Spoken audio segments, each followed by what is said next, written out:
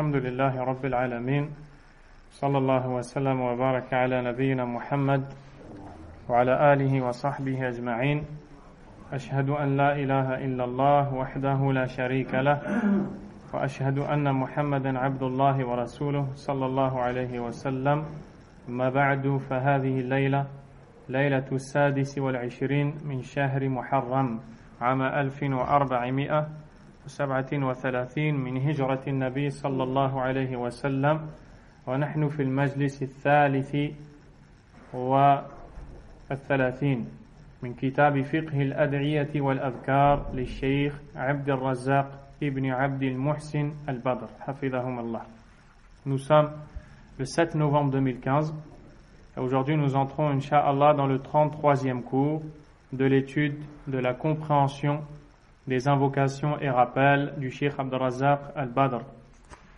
La semaine dernière, nous avons parlé du salam, de la salutation islamique, de son importance, son origine et quelques règles.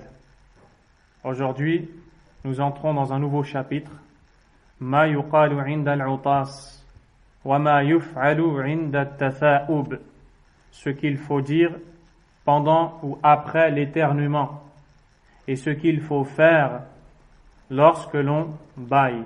On dit ba ou baille? Lorsque l'on baille.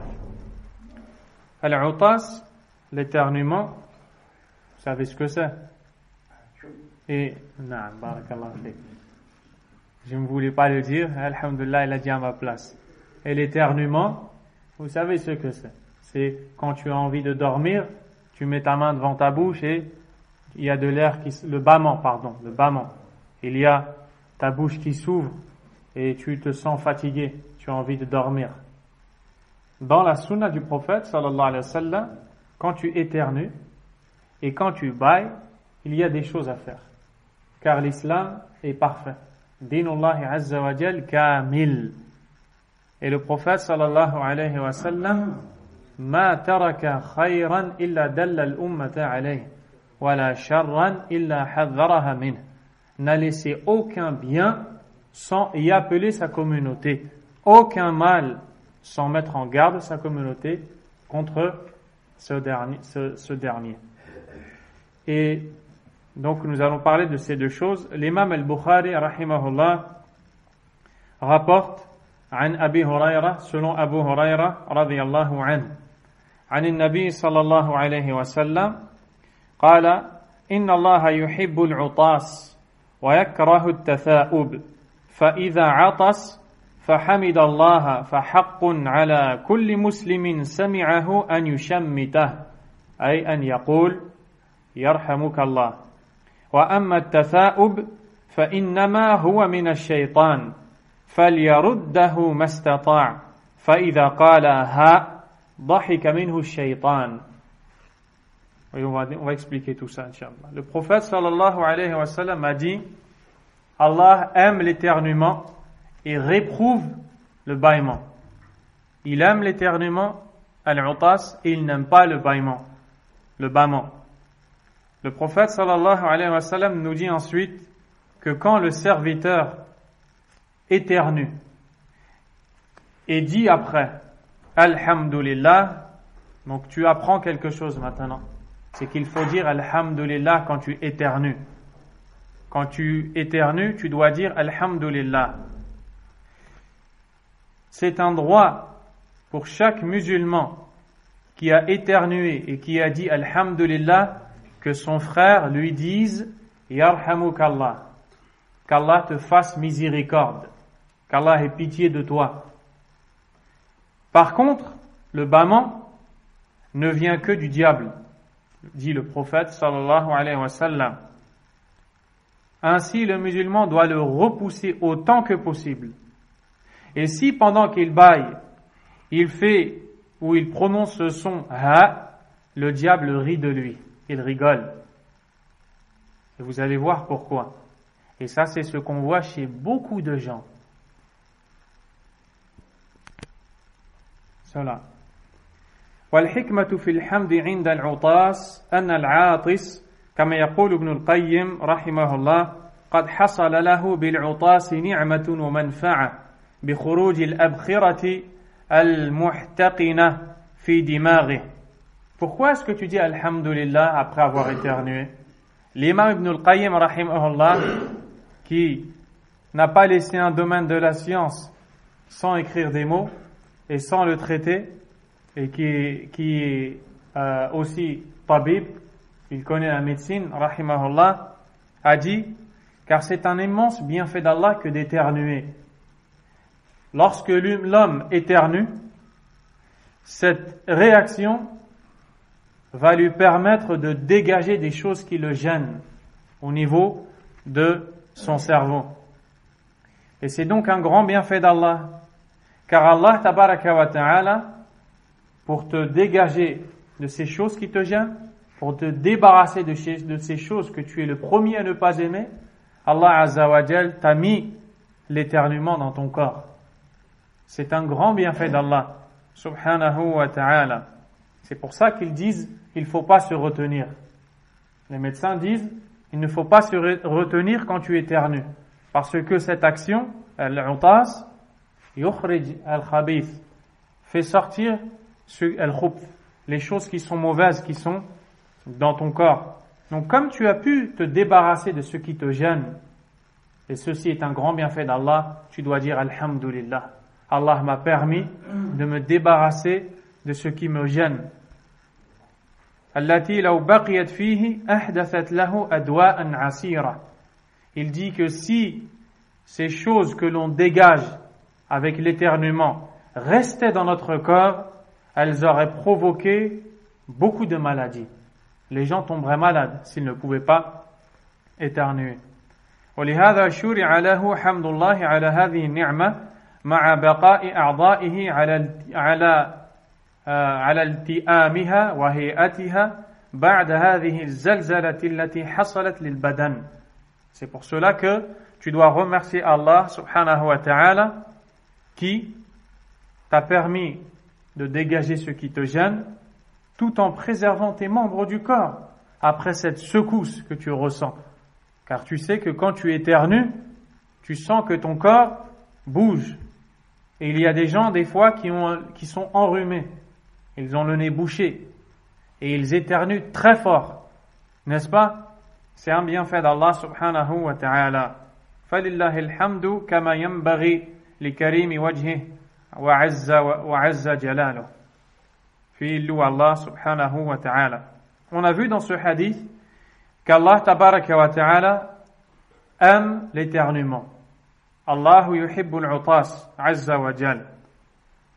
وذلك لما فيه من النفع والخير للإنسان ولما يترتب عليه من حمد وثناء ودعاء. Pourquoi est-ce qu'Allah aime l'éternuement? Parce qu'à travers celui-ci, il y a un bien pour son serviteur. Et après celui-ci, son serviteur va le remercier et va dire Alhamdulillah. C'est pour ça qu'Allah aime l'éternuement, subhanahu wa ta'ala. Par contre, le bâillement, wa amma at-tatha'ub fa inna Allah la yuhibbuh. Allah ne l'aime pas. لأنه من الشيطان, car il provient du diable. ولأنه في الغالب لا يكون إلا مع ثقل البدن وامتلائه واسترخائه وميله إلى الكسل. والشيطان يحب الكسل. Le diable aime que tu sois paresseux, fainéant, que tu passes ton temps à dormir. C'est pour cela que à chaque fois que tu bailles, le shaitan aime, parce que ça c'est synonyme de paresse, de fatigue. Et le diable ne veut pas que tu retrousses tes manches et que tu travailles dans l'obéissance d'Allah Azza wa Jal, et même dans le dunya, dans le bas monde. Il ne veut pas que tu fasses des bonnes choses pour toi. Il ne veut pas. S'ajoute à ça que si tu dis ha, c'est-à-dire le son qui sort de ta bouche, comme on le voit chez beaucoup de gens, qui non seulement ouvrent leur bouche grand et fort, mais en plus sortent un son qu'on peut entendre à une certaine distance tellement la voix est élevée. Eh bien, ceci montre la paresse de la personne, et au moment où tu sors ce son de ta bouche, le diable rit. Il rit, car il voit quelqu'un qui est touché par la fatigue et il est content. C'est pour cela que le Cheikh dit wal muslimu ma'murun bi kadhmihi mastata' ay yumsik. Le musulman doit se retenir autant que possible.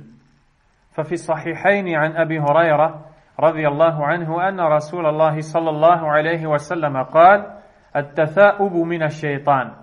Le prophète sallallahu alayhi wa sallam a dit le bâillement provient du diable.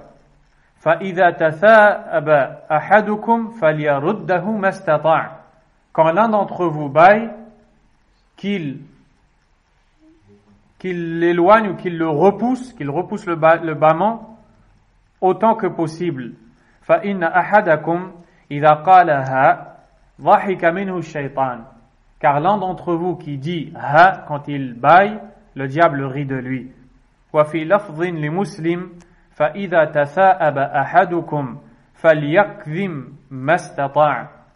Lorsque l'un d'entre vous se met à bâiller, qu'il se retienne autant que possible. Comment? كيف يكظم? Comment est-ce qu'il repousse ou retient le bâillement? هذا يكون بمحاولة منع حصول التثاؤب. Il doit essayer de ne pas bâiller. فإن لم يتمكن من ذلك يحاول إغلاق فمه عند حصوله. S'il n'arrive pas à se retenir, des fois il y a des gens qui arrivent à repousser le bâillement avant qu'il n'arrive. Et si le bâillement, je fais beaucoup d'ailleurs, le bâillement ou le bâillement?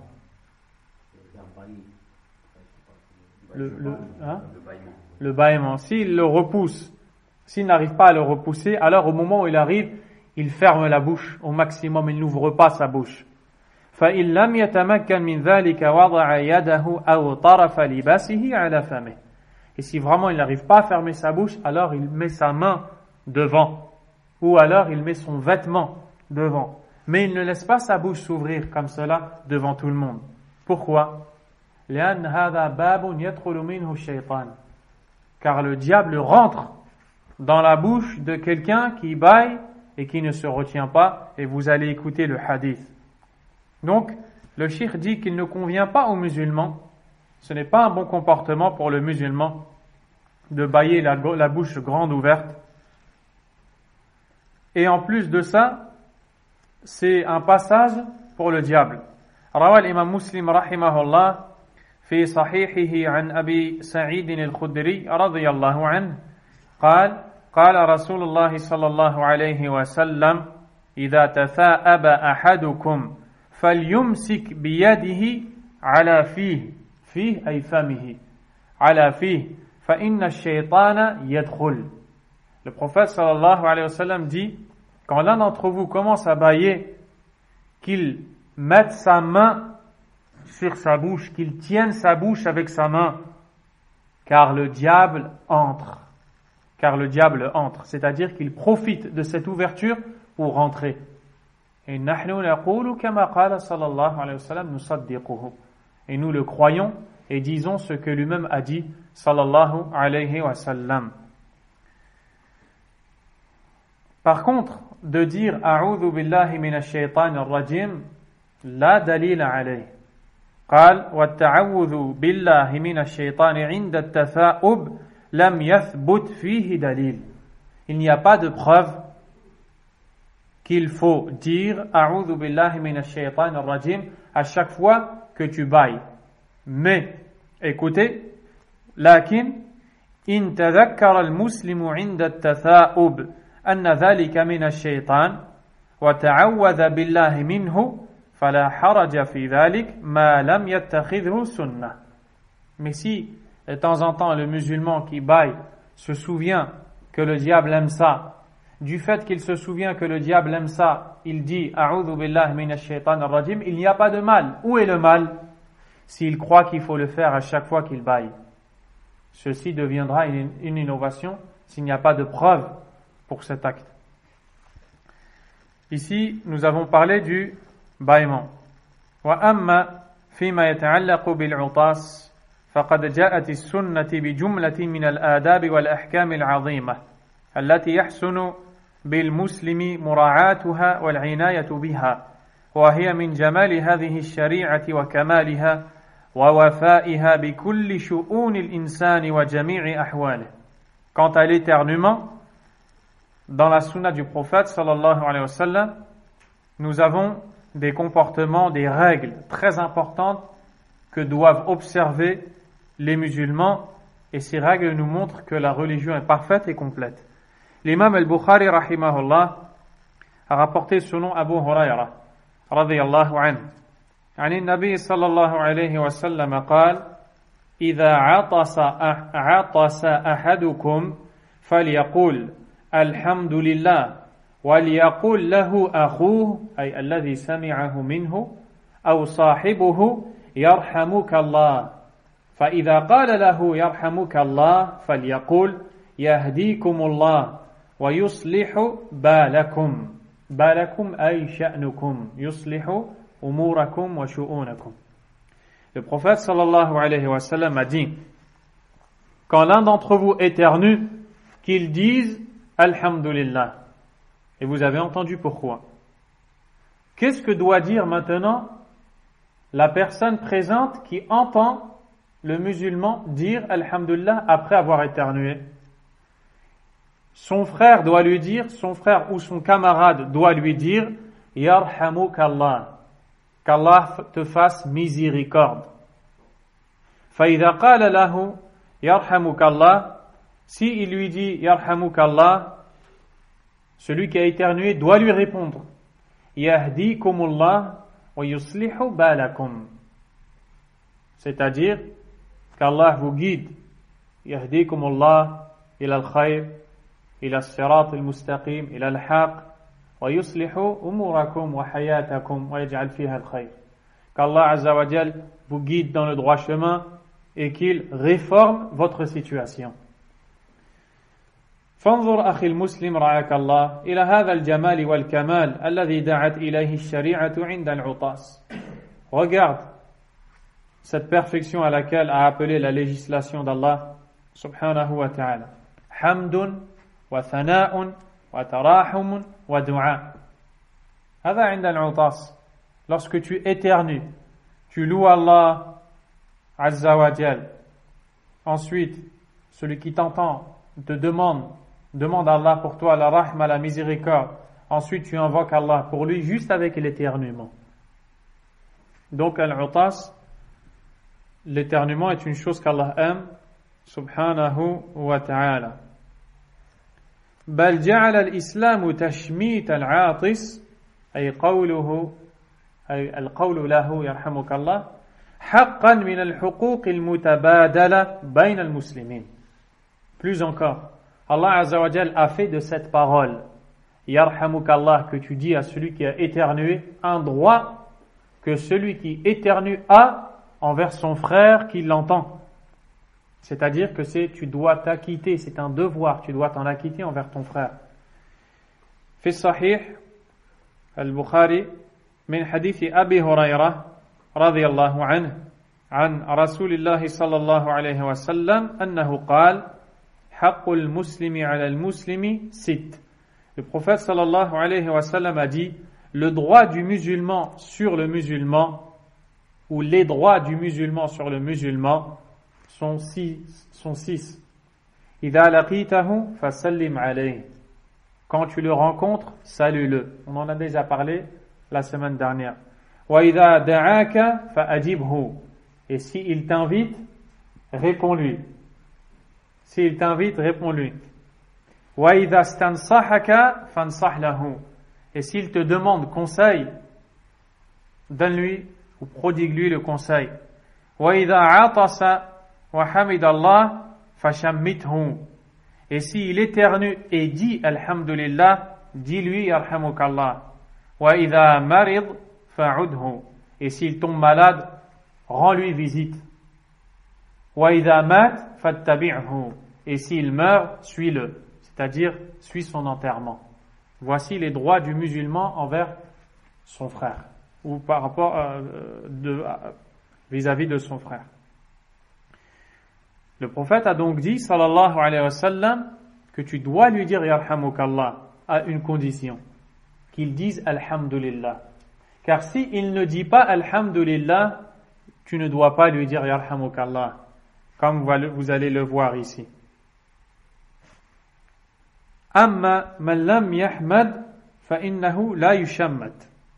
Rapporte l'imam al-Bukhari et Muslim rapporte عن أنس رضي الله عنه قال عطس عند النبي صلى الله عليه وسلم رجلان.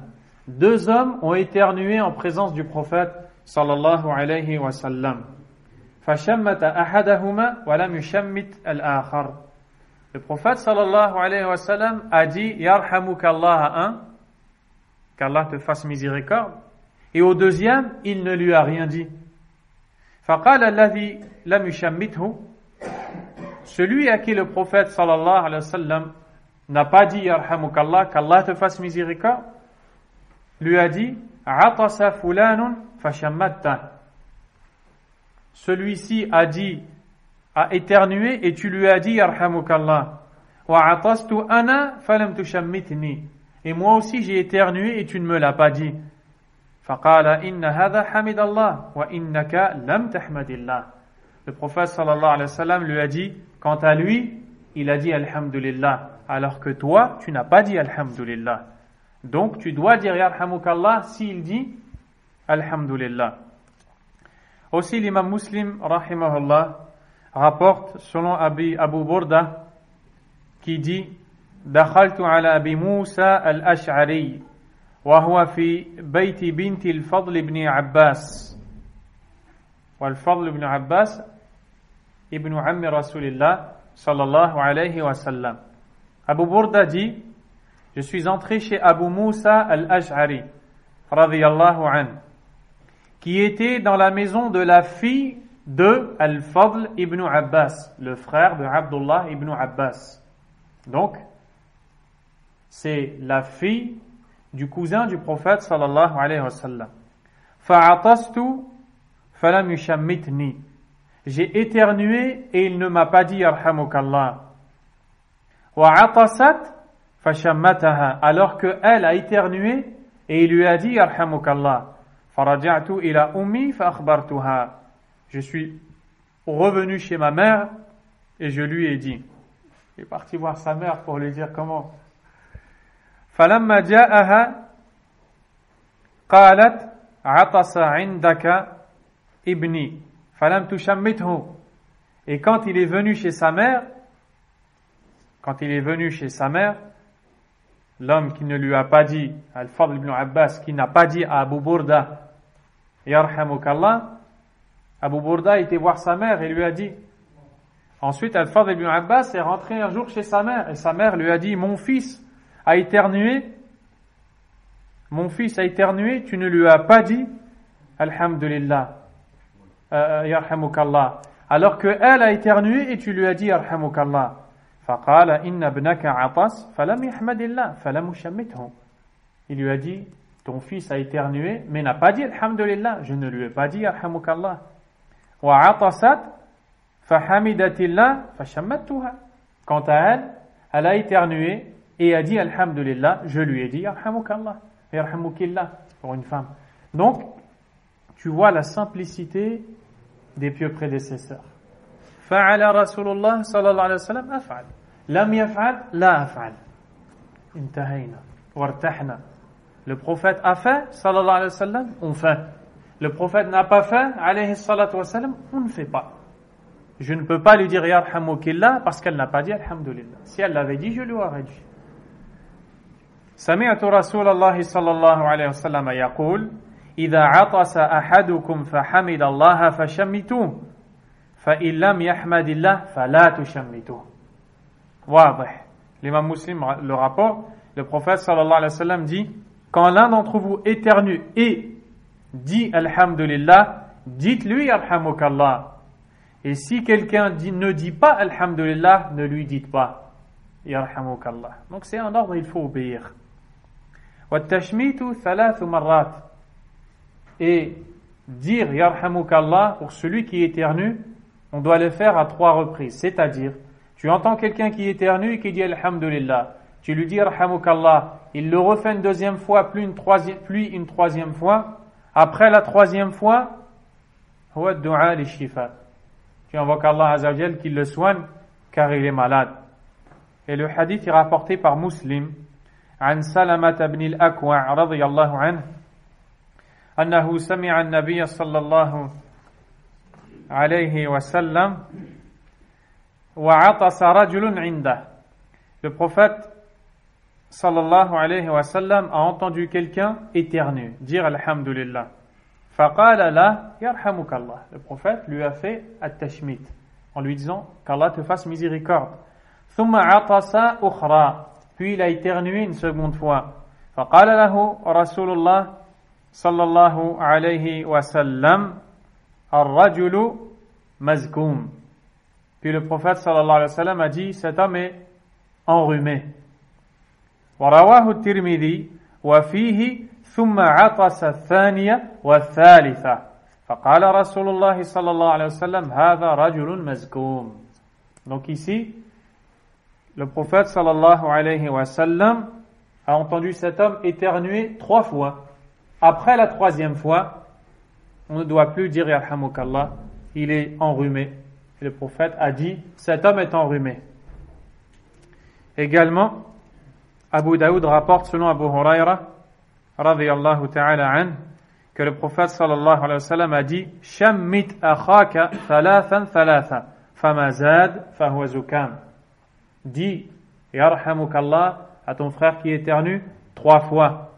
S'il éternue 3 fois, wa ya'tis thalathan, tushammit thalathan, ba'da an yahmad Allah. Et après ces 3 fois, ce n'est qu'un rhume.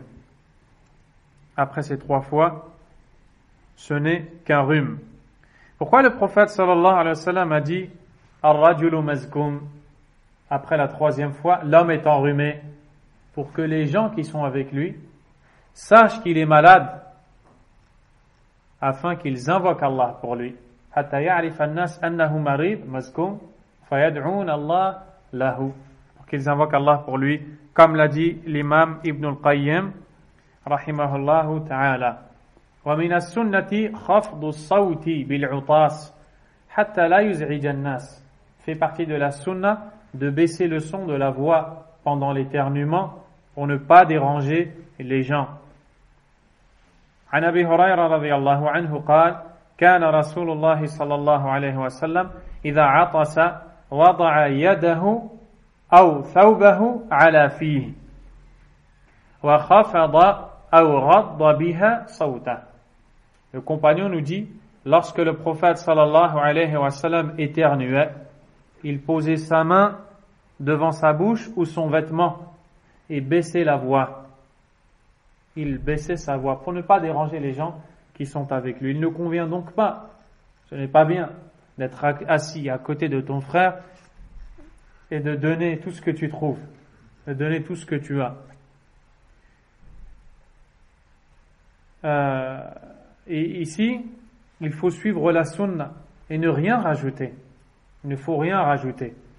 Quand tu éternues, alhamdulillah. Celui qui t'entend, yarhamukallah. Et toi, tu lui rends yahdikumullah wa yuslihu balakum. Voici ce que tu dois dire. Tu peux dire aussi une autre chose. Cette chose est rapportée par l'imam Malik dans le Muwatta, dans son livre de hadith. Encore une fois, an Abi Huraira, radiyallahu anhu. Ou an Nafi' wa ibn Umar. Salam. كان إذا عطس فقيل يرحمك الله قال يرحمنا الله وإياكم ويغفر لنا ولكم. Voici une autre phrase que tu peux dire, qui est quand quelqu'un éternue et dit alhamdulillah, son frère lui rend yarhamukallah, il peut lui dire yahdikumullah wa yuslihu balakum, et c'est la sunna. Il peut aussi lui dire yarhamuna wa iyyakum, qu'il nous fasse miséricorde à vous aussi, wa yaghfiru lana wa lakum, qu'il nous pardonne et à vous aussi. وقد أنكر السلف رحمهم الله من يزيد على هذا المأثور. Les pieux prédécesseurs ont réprouvé et blâmé ceux qui rajoutaient d'autres phrases. Il n'y a rien d'autre à dire. L'imam al-Tirmidhi rahimahullah a rapporté روى أن رجلا عطس عند ابن عمر رضي الله عنهما. Un homme s'est présenté à Abdullah ibn Umar et il a éternué. فقال الحمد لله والسلام على رسول الله. L'homme a dit الحمد لله والسلام على رسول الله. Est-ce que c'est une bonne phrase? C'est une bonne phrase ou non? لا شك. C'est une bonne phrase. ولكن في هذا الموطن لا تصلح هذه الكلمات. Mais à ce moment-là, ce n'est pas bon de le faire. Parce que ce n'est pas la sunna de dire cette parole précise à ce moment précis. فقال ابن عمر رضي الله عنهما وأنا أقول الحمد لله والسلام على رسول الله صلى الله عليه وسلم. أي كذلك أنا أقول هذا الكلام ولكن وليس هكذا علمنا رسول الله صلى الله عليه وسلم ولكن علمنا أن نقول الحمد لله على كل حال. وهذه سنة أخرى. Et Abdullah ibn Umar radiyallahu anhu a dit à cet homme, moi aussi, je dis alhamdulillah wa salamu ala rasulillah. Mais le prophète ne nous a pas enseigné de dire cette phrase à ce moment-là. Il nous a enseigné de dire alhamdulillah ala kulli hal. Donc lorsque tu éternues, tu peux dire alhamdulillah, c'est de la sunna. Et tu peux dire alhamdulillah ala kulli hal de temps en temps, c'est de la sunna. Alhamdulillah ala kulli hal, toutes les louanges reviennent de droit à Allah dans toutes les situations.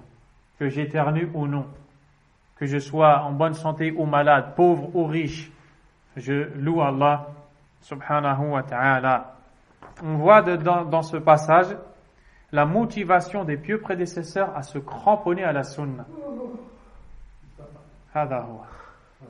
Voici l'exemple de ce qu'on disait. On apprend tous les jours. Tous les jours on apprend et on se rapproche d'Allah subhanahu wa ta'ala. ومن هنا نكون قد أنهينا هذا الباب. Et à partir de là, nous avons fini ce chapitre.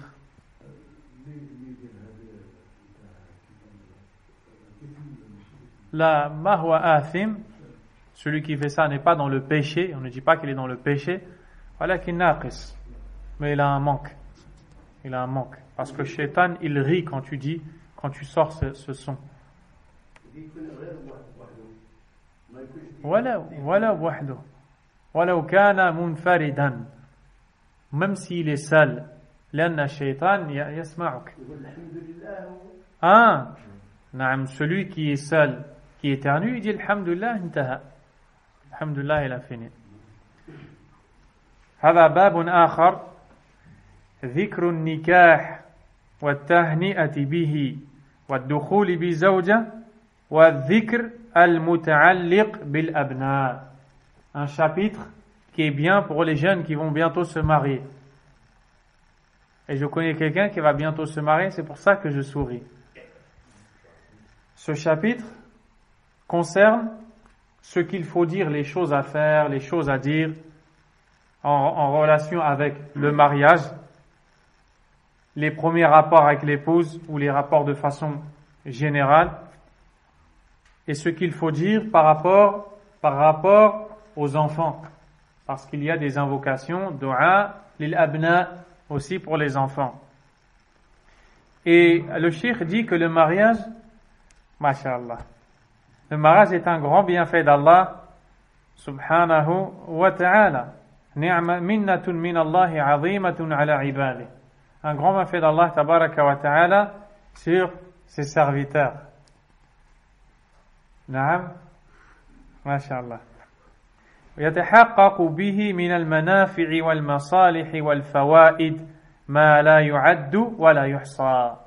Les bienfaits du mariage et les utilités du mariage, on ne peut les dénombrer. Elles sont très nombreuses. Al-khayru fi zawaj kathir. Le bien dans le mariage est très nombreux. Wa huwa min sunanil anbiya'i wal mursalin. Le mariage est une sunna des prophètes et messagers. Kama qala ta'ala وَلَقَدْ أَرْسَلْنَا رُسُلًا مِنْ قَبْلِكَ فَجَعَلْنَا لَهُمْ أَزْوَاجًا وَذُرِّيَّةً. Dans le sens rapproché du verset, et nous avons envoyé des messagers avant toi, à qui nous avons donné des épouses et des descendances.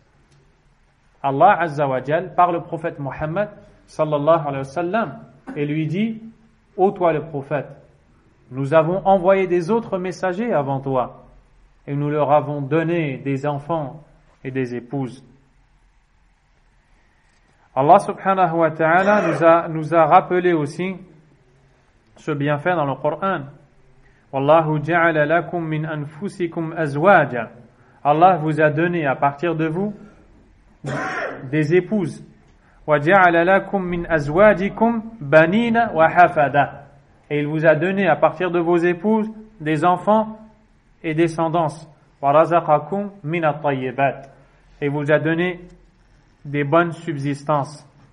Aussi Allah Azza wa Jalla dit: وَمِنْ آيَاتِهِ أَنْ خَلَقَ لَكُم مِّنْ أَنفُسِكُمْ أَزْوَاجًا لِتَسْكُنُوا إِلَيْهَا وَجَعَلَ بَيْنَكُم مَّوَدَّةً وَرَحْمَةً إِنَّ فِي ذَلِكَ لَآيَاتٍ لِقَوْمٍ يَتَفَكَّرُونَ. Et parmi les signes d'Allah qu'il a créé pour vous, à partir de vous, des épouses, afin que vous cohabitiez avec elles dans la tranquillité. وَجَعَلَ بَيْنَكُمْ مَوَدَّةً وَرَحْمَةً et mahabba wa rahma. Et il a mis entre vous de l'amour et de la miséricorde. Il y a certes en cela des signes pour un peuple qui médite. الزواج نعمة من الله عز وجل وآية من آيات الله. رجل لا يعرف هذه المرأة يتزوج بها فتنجب له أولادا يدخل في قلوبهم المحبة بعضهم لبعض. هذا آية من آيات الله. Quelqu'un qui ne connaît pas une femme, il ne l'a jamais vue, il n'a pas grandi avec elle, ou peut-être qu'il la connaît mais de loin, pas de près, il l'épouse, ils vont vivre ensemble, ils vont avoir des enfants ensemble, ils vont s'aimer, ils vont élever les enfants. C'est un signe d'Allah subhanahu wa ta'ala. والقرآن الكريم فيه آيات عديدة فيها الأمر بالنكاح. Dans beaucoup de versets du Coran, Allah tabaraka wa ta'ala nous parle du mariage et nous y encourage. وبيان آثاره وثماره وبيان الحقوق المتعلقة به. Et Allah Azza wa Jal nous montre dans le Coran les droits des époux, des épouses, les devoirs des époux, les devoirs des épouses. كحسن العشرة وعاشروهن بالمعروف, comme le fait de vivre avec elles avec le bon comportement. والصحبة بالمعروف وكف الأذى, de l'épargner des nuisances. ونحو ذلك من الضوابط والحقوق, et aussi d'autres règles et droits avec lesquels le mari et la femme vivent dans la réussite. Il y a des adhkar, des paroles, des évocations, des rappels nafi'a tata'allaqu bi'aqd an-nikah, qui sont très utiles et qui sont dites au moment du mariage. Wa bitahni'ati bihi lizawjayn, et aussi des paroles que l'on doit dire aux nouveaux mariés. Wa 'inda ad-dukhul bi zawja, aussi lors des rapports entre l'homme et son épouse. La première rencontre de l'homme avec son épouse. وعند الجماع, les rapports. يترتب على المحافظة عليها والعناية بها فوائد عديدة. Découle de la constance dans ces paroles, dans ces rappels, énormément de bien.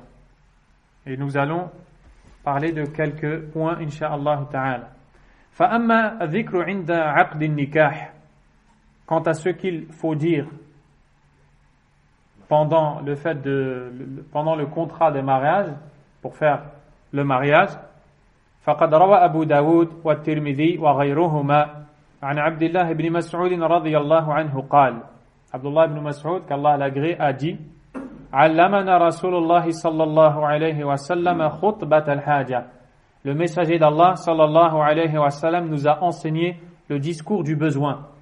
Et c'est ce que vous entendez chaque vendredi. Innal hamdalillah nahmaduhu wa nasta'inuhu wa nastaghfiruhu ila wa kullu dalalatin fin nar. ce discours qui est appelé le discours du besoin, qui est le suivant. Alhamdulillahi nahmaduh. Toutes les louanges reviennent de droit à Allah. Nous le louons. Wa nasta'inuhu. Natlub minhu al-awn. Nous lui demandons son aide. Wa nastaghfiruh.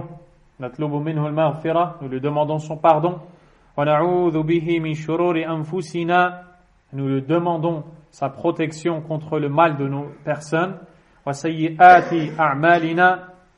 Et le mal de nos péchés. Man yahdillahu fala mudilla lah. Quiconque Allah guide, nul ne peut l'égarer. Wa man yudlil fala hadiya lah. Et quiconque il égare, nul ne peut le guider. Wa ashhadu an la ilaha illallah wahdahu la sharika lah wa ashhadu anna Muhammadan abduhu wa rasuluh. Et je témoigne que nulle autre divinité ne mérite réellement l'adoration excepté Allah, et que Muhammad seul est sans associé, et que Muhammad est son serviteur et messager. Puis les versets, notamment le verset de Surat An-Nisa.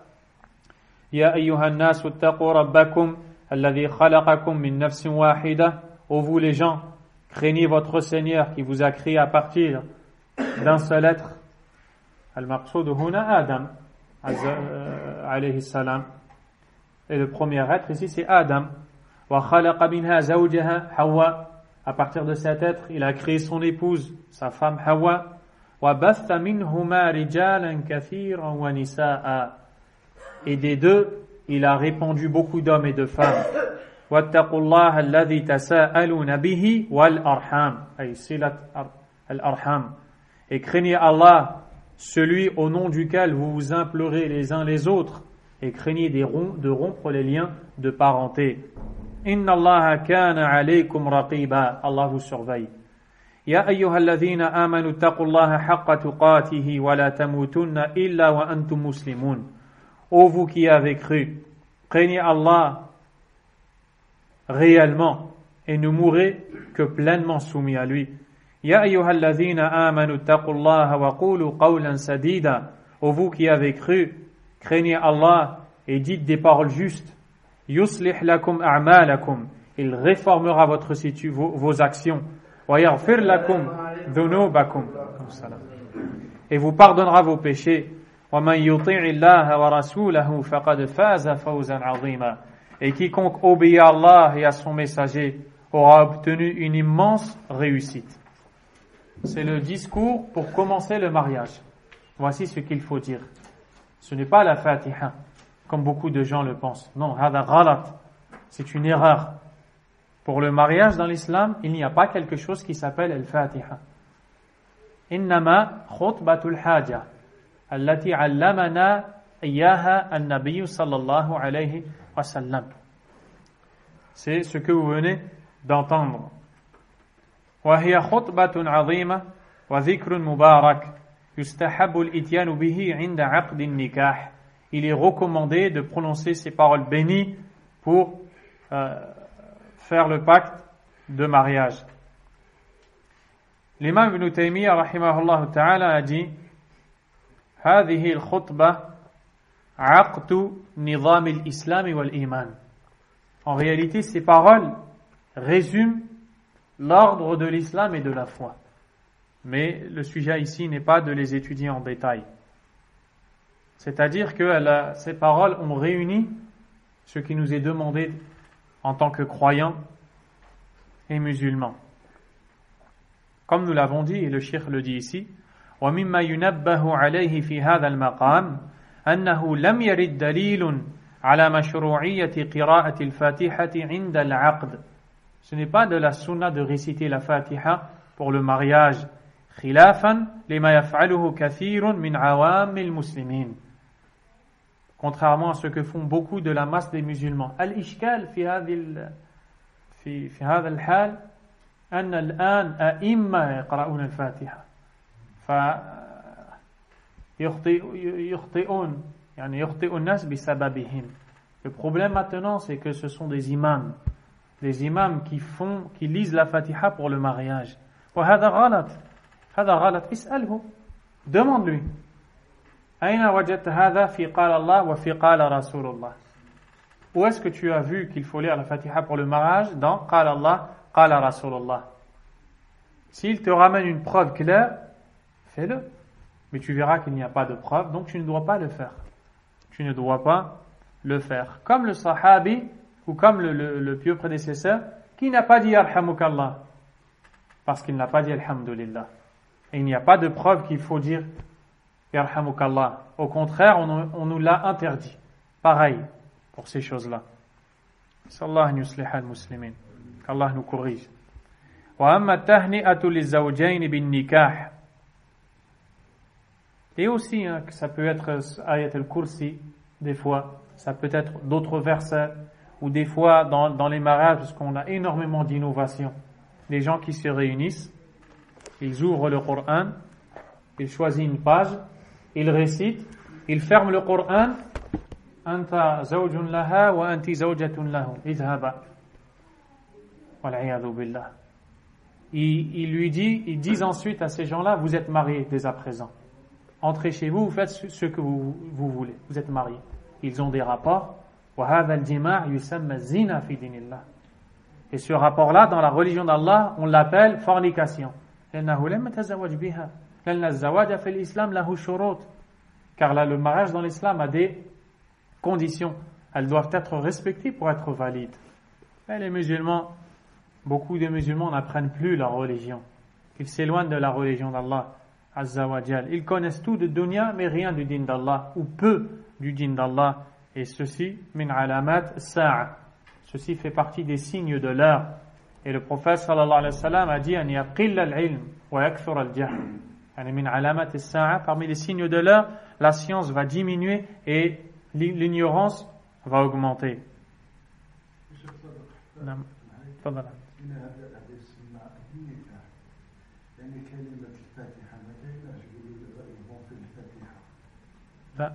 هذا غلط غلط قبل العقد وبعد العقد, que ce soit avant de contracter le mariage ou après le mariage. Donc avant, il dit c'est pour faire valider le mariage, ceux qu'ils font avant.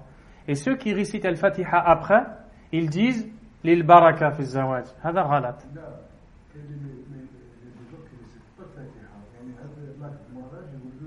Ah,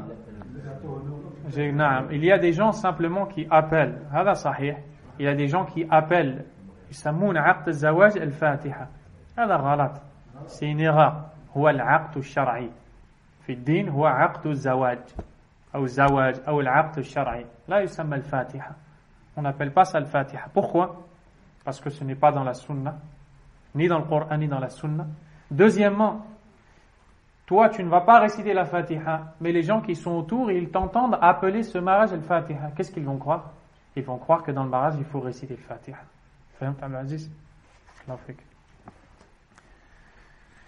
L'imam al-Bukhari et Muslim rapporte عن أنس بن مالك رضي الله عنه أن النبي صلى الله عليه وسلم رأى على عبد الرحمن بن عوف أثر سفرة فقال ما هذا؟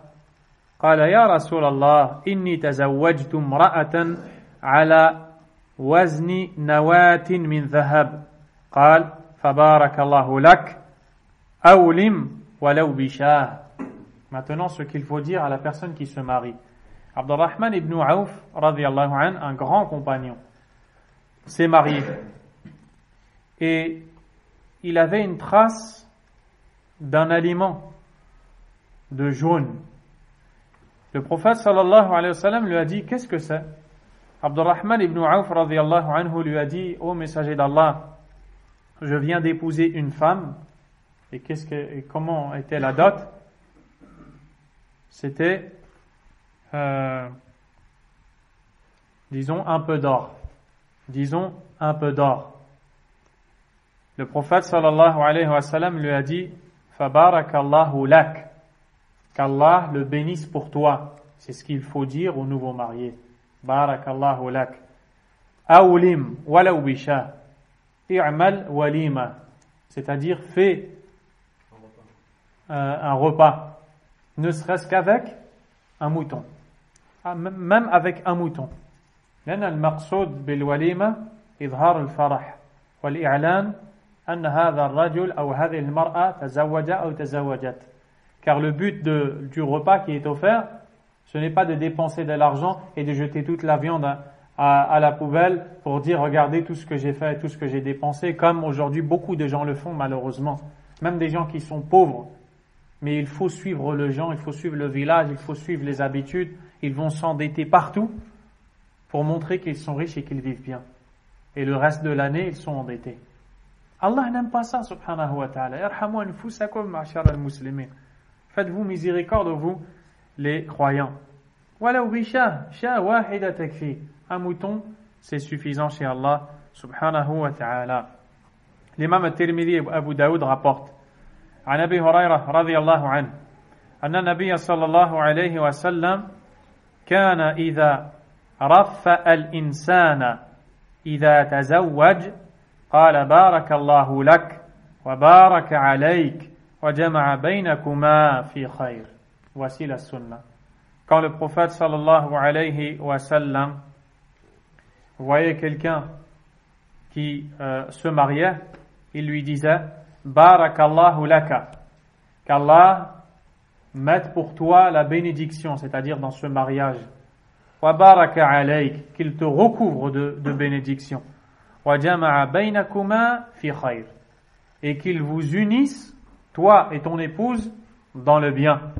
Voici la sunna qu'il faut dire. Aujourd'hui, qu'est-ce qu'on voit dans beaucoup de mariages? Les mariages auxquels on a assisté. On voit des gens qui se réunissent et qui font toutes ces choses qui n'existent pas dans le Coran, qui n'existent pas dans la Sunna. Et ensuite, ils disent, c'est bon, vous êtes mariés, alors que, wallah, ils ne sont pas mariés, si les conditions du mariage ne sont pas respectées. Et ensuite, ils disent, pour la baraka, prenez tous le mushaf, prenez tous le Coran, et ils se mettent ensemble et ils commencent à réciter. Ils ne respectent pas les règles de lecture, tajwid. Yuqatti'un al-ayat. Ils coupent les versets. Je vous parle de choses que mes oreilles ont entendues. Et plus encore, beaucoup de choses qui sont mauvaises et qu'il faut changer. Et beaucoup de gens connaissent la vérité, mais comme les gens autour ont ces habitudes, ils ont peur de leur dire la vérité. Et ça, c'est un manque dans la foi. لأن المسلمين إذا لم يتناصحوا فيما بينهم كيف يصلحون أخطاءهم وكيف يرضون ربهم عز وجل. Si les musulmans ne se conseillent pas mutuellement, ne se corrigent pas, comment vont-ils corriger leurs erreurs? Comment vont-ils trouver Allah satisfait d'eux le jour du jugement dernier? وبين النبي صلى الله عليه وسلم أن من أرضى الناس في سخط الله سخط الله عليه وأسخط عليه الناس. Le prophète alayhi salatu wa salam a dit que celui qui cherche la satisfaction des gens dans la colère d'Allah, il fait quelque chose, il sait que c'est pas bien. Il sait qu'Allah n'aime pas ça. Mais par peur des gens, pour satisfaire les gens, il fait quand même cette chose.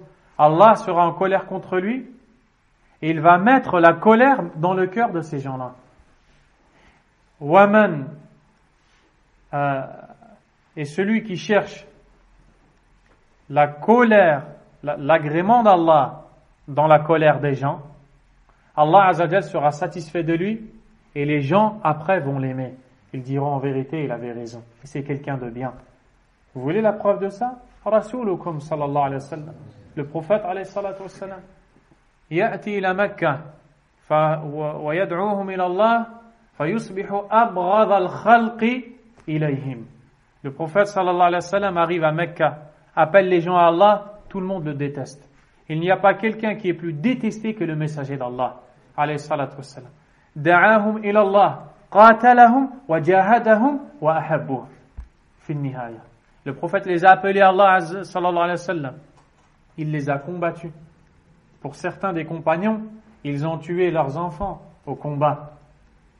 Ils ont combattu et après ces compagnons l'ont aimé. Pourquoi? Parce que quand tu restes dans la vérité, c'est Allah Azza wa Jal qui maintient les cœurs des gens. C'est lui qui met l'amour ou la colère. Donc il faut que tu sois un serviteur qui recherche la satisfaction d'Allah, pas la satisfaction des gens. Même tes parents, que tu dois respecter, que tu dois aimer, que tu dois visiter, que tu dois aider, à qui tu dois rendre service. Tu dois faire attention à ta façon de leur parler. Mais quand il y a quelque chose qu'Allah n'aime pas, c'est Allah qui passe avant tout, subhanahu wa ta'ala. قوله إذا رفأ الإنسان إذا تزوج أي إذا هنأه ودعا له بمناسبة زواجه وكان الناس في الجاهلية يقولون للمتزوج بالرفاء والبنين فنهى صلى الله عليه وسلم عن ذلك وقولهم بالبنين يتوافق مع ما جرت عليه عادتهم من الكراهية للإناث والتنفير منهن. Le prophète sallallahu alayhi wa sallam leur a enseigné ce qu'il faut dire. C'est ce que vous venez d'entendre. Car à l'époque, les gens d'avant l'islam, notamment Quraysh, disaient aux nouveaux mariés, donc ils lui souhaitaient présenter leurs félicitations et lui souhaitaient d'avoir beaucoup de garçons. Pourquoi est-ce qu'ils précisaient les garçons? Car ils n'aimaient pas les filles. Ils n'aimaient pas les filles. Pour eux, la fille, c'était une honte. Wal'iyadhu billah. Pour eux, la fille, c'était une honte. Alors que ces gens-là sont les enfants d'une fille. Masakin. Uqul fasida. Des raisons perverties. Et ça, on le voit encore en nos jours. Et on l'entend. Wulidat lahu bint, miskin. Anta al-miskin, wallah. Ils disent, tu as vu le voisin a eu une fille. Et l'un d'eux répond, le pauvre. Wal'iyadhu billah. Wallahi, c'est toi le pauvre. C'est toi le pauvre tant que tu penses comme ça. Alaysa al-bint khalaqaha rabbuha azza wa jal? Kayfa takunu miskin ya miskin? Comment est-ce que tu peux dire qu'il est pauvre alors que la fille est créée par Allah et c'est toi le vrai pauvre en réalité? Donc le prophète alayhi salatu wassalam a interdit de dire bilbanin, beaucoup de garçons. Parce qu'il cache derrière ça qu'il n'aime pas les filles. Wal'iyadhu billah. وأما ما يقوله الزوج إذا دخل على زوجته ليلة الزفاف الليلة الأولى فقد روى أبو داود وابن ماجه عن عمرو بن شعيب ما شاء الله عن أبيه عن جده رضي الله عنه. Quant à ce que l'époux dit lorsqu'il rencontre la première fois son épouse, une fois qu'il est marié, c'est-à-dire la première fois, la première nuit qu'il rencontre son épouse, le prophète sallallahu alayhi wa sallam dit إِذَا تَزَوَّجَ أَحَدُكُمْ إِمْرَةً lorsque l'un d'entre vous épouse une femme, أَوْ اشْتَرَى خَادِمًا ou achète un servant, فَلْيَقُولْ اللهم إني أسألك خيرها وخير ما جبلتها عليه وأعوذ بك min sharriha wa min sharri ma jabaltaha alayh. Le prophète sallallahu alayhi wa sallam dit qu'il faut dire à ce moment-là, ô Allah, je t'implore de m'accorder son bien et le bien sur lequel elle est innée, et je te demande de me protéger contre son mal et le mal sur lequel elle est innée. Elle est wulidat alayh, jabaltaha alayh, wulidat ala hada. Elle est née avec ce défaut. Wa idha ishtara ba'iran falyakhudh بذروة سنامه وليقل مثل ذلك. Et si il achète un chameau, alors il doit mettre sa main sur sa bosse et dire ces paroles. Donc Allahumma inni as'aluka khayraha. Oh Allah, je t'implore de m'accorder son bien, c'est-à-dire le bien de cette femme, sa piété, le bon comportement, husnul ishra, hifdul al-firash wal amana, le fait qu'elle soit une femme confiante, une femme qui préserve les biens dans la maison. Quand le mari voyage, elle cache l'argent de son mari, etc. Elle donne ses droits à son époux et autres. وخير ما جبلتها عليه أي خير ما خلقتها عليه من الأخلاق الحسنة والطباع المرضية والسجايا الكريمة. Le bien sur lequel elle est née, c'est-à-dire le bien avec lequel tu l'as créée. Donc, elle a du khayr. Walhamdulillah. وأعوذ بك من شرها وشر ما جبلتها عليه. Et je te demande protection contre son mal et celui sur lequel elle est née. C'est donc le contraire, et ceci est clair, c'est-à-dire le mauvais comportement, le fait qu'elle n'est pas une femme de confiance, qu'elle trahit son mari, ou bien qu'elle lui désobéisse, qu'elle lui manque de respect, qu'elle le dénigre, comme des femmes par exemple qui sont entre elles, alaykoum salam, elles sont entre elles et passent leur temps à critiquer leurs époux au lieu de se conseiller comment se corriger, comment s'améliorer, et d'autres choses encore, comme le fait de mal parler, de répondre, d'élever la voix, voire même d'insulter et plus encore de frapper. Et c'est invraisemblable et déplorable. Allahul Musta'an. وهذا فيه دلالة على أن الصلاح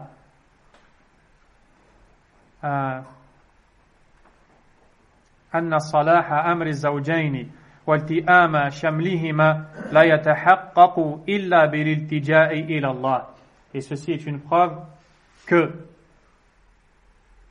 la droiture dans le mariage, la réussite, le fait de vivre ensemble correctement ne peut s'atteindre que si on le demande à Allah. L'iltija ila Allah, de s'abriter chez Allah, de fuir chez Allah, de lui demander subhanahu wa ta'ala wa li'timadi alayhi, de s'en remettre à lui, wa su'alihi wahdahu al-'auna wa at-tawfiqa wa as-salah, et de lui demander à lui seul l'aide, l'assistance et la réussite. Wa amma ma yaquluhu idha arada an ya'tiya ahla. Maintenant, ce qu'il faut dire au moment des rapports. Et ça, malheureusement, beaucoup de gens ne le font pas, ne le savent pas, et il peut en découler du mal. Qu'est-ce qu'il faut dire quand le couple a des rapports? L'homme, qu'est-ce qu'il doit dire? فقد روى البخاري ومسلم عن عبد الله بن عباس رضي الله عنهما قال قال رسول الله صلى الله عليه وسلم لو أن أحدكم إذا أراد أن يأتي أهله قال بسم الله اللهم جنبنا الشيطان وجنب الشيطان ما رزقتنا فإذا رزقتنا الأولاد فإنه إن يقدر بينهما ولد في ذلك لم يضره شيطان أبدا. معنى هذا أن الذي لا يقول هذا الدعاء قد يضره الشيطان قد يضره. Le prophète sallallahu alayhi wa sallam dit, lorsque l'un d'entre vous s'approche de son épouse pour les rapports, qu'il dise Bismillah. Donc c'est l'homme qui dit cette parole. Bismillah, au nom d'Allah. Allahumma jannibna shaytan. Oh Allah, éloigne de nous le diable. Wa jannibi shaytan ma razaqtana. Et éloigne le diable de ce que tu vas nous donner. C'est-à-dire, si tu nous donnes des enfants, protège-le du diable. Le prophète sallallahu alayhi wa sallam dit, si Allah lui décrète un enfant, c'est-à-dire après ces rapports-là où il a invoqué Allah, le diable ne le nuira en rien. Ce qui veut dire que si tu ne dis pas ces paroles-là, il se peut que le diable te nuise. والحكمة في ذلك أن الشيطان له مشاركة في الأموال والأولاد يعني في الجماع يشارك والعياذ بالله. La sagesse de cela, c'est que le diable participe dans les rapports si le nom d'Allah n'est pas évoqué. C'est quand même quelque chose d'assez grave, voire très très grave. Allah a dit dans le verset de Surat al-Isra, le verset 64, قال تعالى وهو يخاطب الشيطان وشاركهم في الأولاد والأولاد في الأموال والأولاد وعدهم وما يعدهم الشيطان إلا غرورا. Allah Azza wa Jalla a dit à Iblis, associe-toi à eux dans leurs biens et leurs enfants et fais-leur des promesses. Et le diable ne fait que des promesses trompeuses. Et les savants dans le tafsir, dans le commentaire du verset, ont dit que le diable participe au rapport dans lesquels le nom d'Allah n'est pas cité. Wal-'iyadhu billah. فإذا دعا المسلم بهذه الدعوة سلم من هذه المشاركة ووقي من شره. Et quand le musulman prononce ces paroles, il est salué et protégé de ce mal. فقد جاء في السنة كذلك تعويذ الأبناء. Et c'est la fin. للحفظ من الشيطان. Maintenant que tu as des enfants, il y a des du'as pour les enfants aussi, pour qu'Allah tabaraka wa ta'ala les protège du diable. L'imam al-Bukhari le rapporte selon Abdullah ibn Abbas radiyallahu anhuma. قال كان النبي صلى الله عليه وسلم يعوذ الحسن والحسين ويقول إن أباكما كان يعوذ بها أباكما إبراهيم كان يعوذ بها إسماعيل وإسحاق أعوذ بكلمات الله التامة من كل شيطان وهامة وَمِن كُلِّ عَيْنٍ لَامَّةٍ. Voici l'invocation que tu dois dire à tes enfants. Et le prophète sallallahu alayhi wa sallam prononçait ces paroles pour Al-Hassan et Al-Hussein, ces deux petits enfants qui étaient en bas âge. Et il leur a dit, votre père, c'est-à-dire Ibrahim alayhi salam, le prophète, protégeait ou demandait la protection d'Allah pour ces deux enfants par ces paroles, Ismaïl et Ishaq. Et dans d'autres versions, Uriduka, c'est-à-dire, je te place sous la protection d'Allah par ses paroles parfaites contre tout mal, waham, min kulli shaytan, waham. Hamma, c'est la bête venimeuse, al-hayya, al-aqrab, le scorpion, le serpent, la bête venimeuse.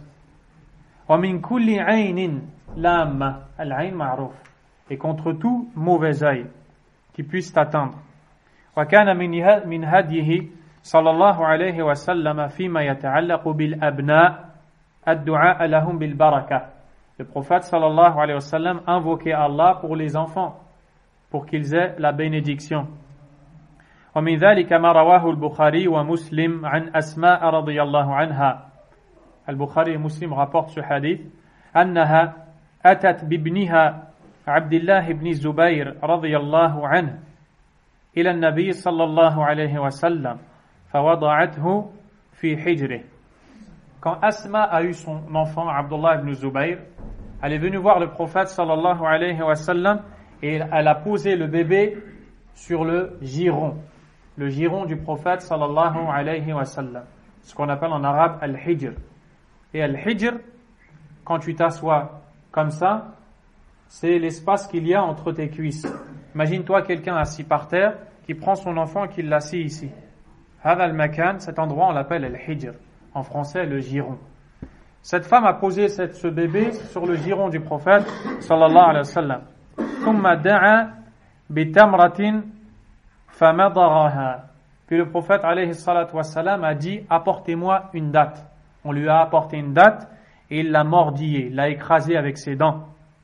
ثم تفل فيه أي في فمه. Puis le prophète sallallahu alayhi wa sallam a laissé sortir des poustillons sur la bouche de l'enfant. فكان أول شيء دخل جوفه ريق رسول الله sallallahu alayhi wa sallam. La première chose qui est entrée dans le gosier, dans la gorge, l'ésophage de l'enfant, était la salive du prophète sallallahu alayhi wa sallam. Thumma hannakahu bitamra. Puis avec la date qu'il avait écrasée, il a pris un morceau sur son doigt et l'a fait passer sur le palais, al-hanak, dans la bouche, en haut. Il a fait glisser le morceau de date pour lui faire passer le sucre dans sa bouche. ثم دعا له وبارك عليه. Puis il a invoqué pour lui et demandé à Allah la baraka. وكان أول مولود ولد في الإسلام. Et c'était le premier nouveau-né dans l'islam. C'est-à-dire les musulmans étaient déjà nés. Une fois que le prophète est arrivé à prêcher l'islam, le premier nouveau-né, il est né directement musulman. C'était Abdullah ibn Zubayr, le fils de Asma radiyallahu anhuma. Awwala mawludin wulida bil madinati min al muhajirin. Le premier nouveau-né parmi les émigrés qui est né à Médine. On s'arrête ici inshallah ta'ala. Wallahu ta'ala a'lam. Sallallahu wa sallam wa baraka ala nabiyyina Muhammad wa ala alihi wa sahbihi ajma'in. Subhanakallahumma wa bihamdik. Ashhadu an la ilaha illa ant. Astaghfiruka wa atubu ilayk.